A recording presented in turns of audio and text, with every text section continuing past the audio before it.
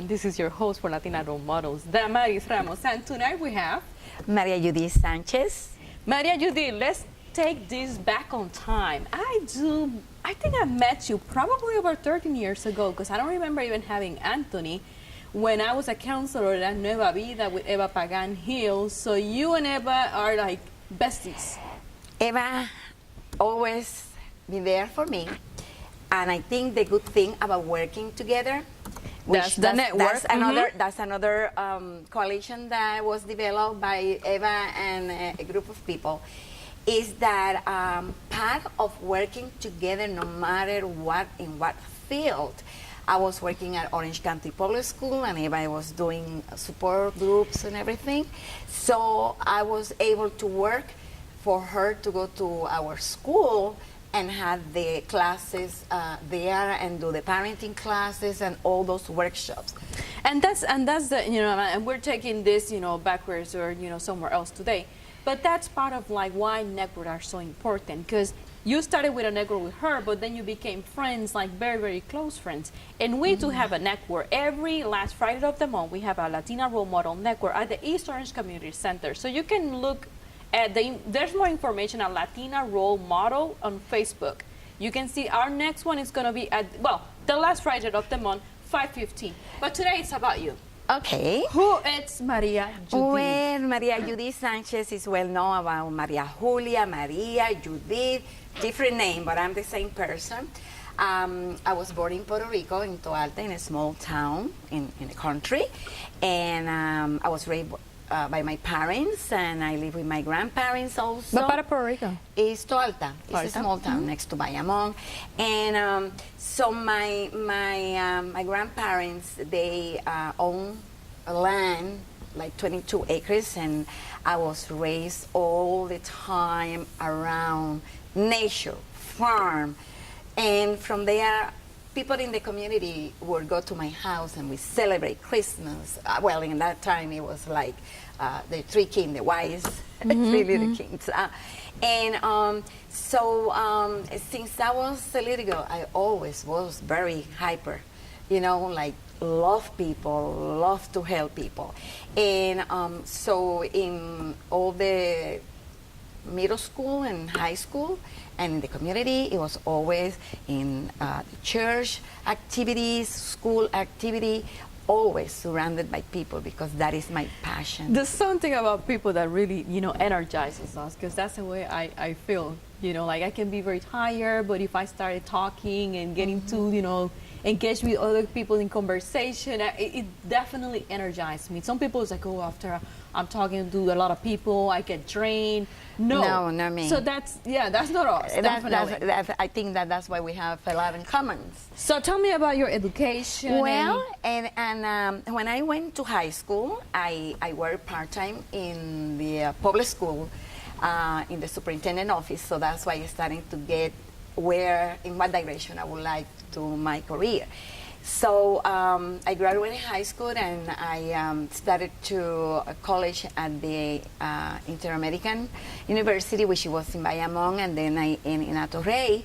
During that period, I also did the study work program, and later I have to quit my job to help my parents, so I went to work full-time at department store from 9 to 6, and then go to school until 6 to 10. So that's one of the challenges. That was the challenge, because I live far away, and then we will have to really struggle for the transportation, because I couldn't afford my parents a car. So, and my parents were very strict. They were very strict, and they would not let me stay in any of the dorm rooms. They were very overprotective, so that's why I have to do that. When it comes to challenges, if instead of like holding you back, it definitely pushes you forward, makes you the stronger woman that you are today. Exactly. And I think when I have to decide then to do my internship, I have to quit my job. So I was the person that were helping my parents financially.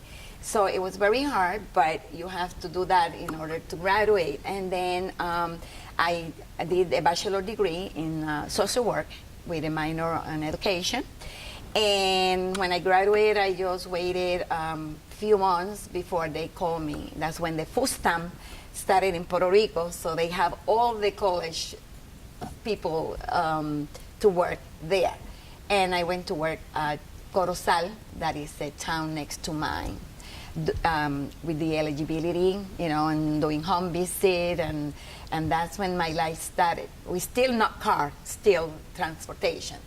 And it was far, but like you say, nothing is impossible after you overcome already high school and college. Now it's another challenge. So how do you end up here? Tell me about that. Well, when I was working in Corozal, that's when I met my husband Pete, which, you know, we met there, but he lived in New York. So we spent like 5 years, you know, back and forth until we decided to get married. So I got married and I moved to live in Brooklyn, New York. From there, I was not working, so I had my first child, which I have 3 sons, Jonathan, Brian, and Jason. And I started to work. Actually, I registered myself to take English classes because, as you know, moving from Puerto Rico all my life, that was another challenge, language and culture. Plus, So what were you missing? plus The music, I- the food, the well, traditions, plus- the family? Plus, I moved to an Italian neighborhood. I was the only Hispanic in that building. So my husband, he looked Jewish. I mean, he's Puerto Rican. He's from Corozal. And, but very light skin. And here when I moved with my skin, they like, Sanchez, I didn't know that you were Puerto Rican. They told my husband. And then my husband says, what you think that Puerto Rican look like?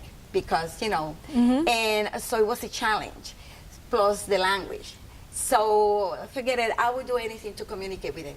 They were Italian, all people, so they talk Italian. So Spanish and Italian. With some common words. Right. So then when I registered to take English classes, that's when I started to know people from Venezuela, Colombia, taking English courses. And I think that was another challenge because in order for you to get a job, you at least have to understand to write because and to read, and because I will have to go to court and to the school system. So I was blessed because when I went to apply for a job, first I went to May's department again to practice my language before I start working as a professional, as a social worker. That helped me a lot because you learn different cultures, different languages, you know, with the different people around you. And that's when I decided to apply. They have the Commonwealth of Puerto Rico in Manhattan. And it was different like here in Orlando. There they have specialized people where they place you based on your education. So I was lucky that they sent my resume to Catholic Charities. So I started to work with foster care kids. So, you know, doing home visit, removing kids, you know, from their home when they're being abused or and that was my. And that's still New York, Brooklyn. That's still New York. So how do you end up here? And then when I met you, I think you were working in one of the middle schools. Right. So my husband, he was a train operator, right? The train.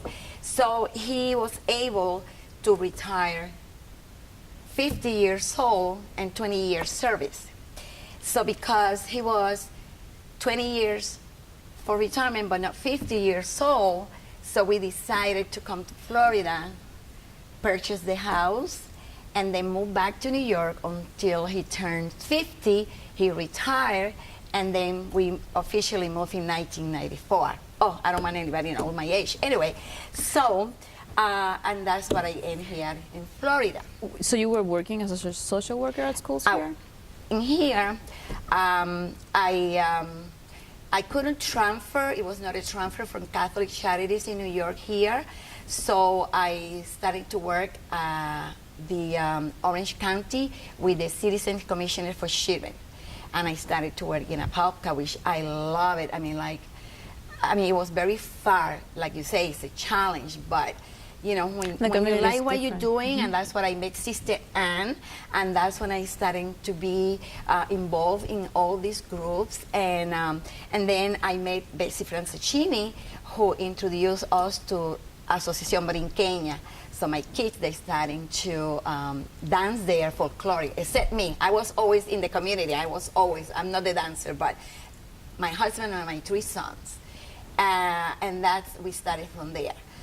From there, that's when I belonged to Stonewall Jackson, Jackson, that's the one, yeah. Board, the city of Orlando, when I worked also next to with So you have Ola, been retired for how long Hispanic. now? It's going to be 3 years that I retired. So tell me about that. I How can you be decided- retired as a woman that you have held so many roles in the community and active? So how is it done? Actually, is that I want to be able to be there for my 2 grandchildren, and to be able still to play with them and move around before you just Want to still be active? active. So I figure, because I was kind of thinking, because I was not in the age for retirement, but I took the risk, and I says, you add numbers, and you says, you know what, these 200 are not going to make any difference anyway, so let's just do it. But I still doing more. Now I'm retired. But you're still I'm doing very active. more. So what is it that Very you've been active. doing? Well, I belong to the board of the Trabajando Junto Coalition, which that is just, we have resources together from different government or agencies and churches.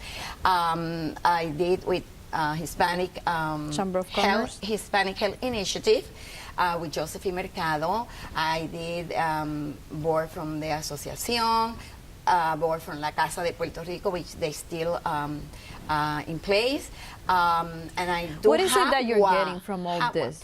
I think it's just because all what you learn and you see this group of people, whether it's women, whether it's individual, this is groups, it's just that there's always solution for everything. All what you need is just to say, oh, let me just check this person. I mean, in the morning I don't supposed to be doing that, but driving, and you hear in the radio station, oh, this is the place that you can send So basically, somebody. you can still connect. I still connect. Before we finish this, for women who are there that are just about to thinking about retirement, what is your recommendation? And that's going to be our last comment for them I tonight. think that they have to plan before they retire, because the medical insurance, that is a big issue that you will have to pay depending if you're not eligible, but not just to retire and do nothing. To stay connected. And stay connected. And for all that have positive attitude, like I belong to Hawa, and I'm going to have an event. an event tomorrow. So I think it's just love what you do, have a good attitude, help each other, love your family. It has been a pleasure to have Me you. too, Damaris. Love you. Thank you for inviting me today. This has been Damaris Ramos for Latina Role Models and Maria Judith Sanchez. Thank you and good night. Good night.